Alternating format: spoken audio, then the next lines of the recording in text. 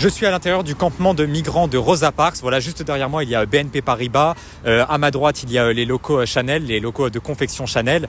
Et voilà, par exemple, les salariés sont raccompagnés par des agents de sécurité parce qu'ici, passé une certaine heure, il y a un niveau d'insécurité énorme et les habitants n'en peuvent plus. Ça fait des mois qu'on dénonce ces migrants, qu'on dénonce ces gens qui vivent dans des conditions atroces de manière en termes de sanitaire, en termes de pouvoir se nourrir. Il y a des femmes, il paraît qu'il y a des enfants. On dénonce. Et force de constater que la mairie ne fait rien. Et au-delà de ces conditions sanitaires déplorables, cette honte pour la République française, les riverains du quartier Rosa Parks sont abandonnés. On a de la prostitution tous les matins et tous les soirs, juste là, à côté de la station d'essence.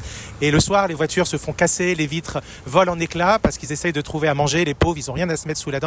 Et juste derrière, il y a les ateliers Chanel. Et alors, comment ça se passe pour les salariés, voilà, par exemple, de Chanel, pour rentrer au métro? Parce que j'imagine qu'il y a de l'insécurité. Alors, il y a de la sécurité, malheureusement, le matin et le soir. Et que ce soit les ateliers Chanel ou la banque BNP ou l'annexe du ministère de la Justice et plein d'autres commerçants qui se trouvent dans le quartier, ils ont décidé de faire appel à une sécurité privée qui va chercher les salariés au métro, au RER, au bus et qui les amène à leur lieu de travail. Et le soir, pareil, ces agents de sécurité privée ont comme mission de ramener les salariés dans les transports en commun afin qu'ils rentrent en toute quiétude chez eux. Du coup, il y a aussi un campement de Rome.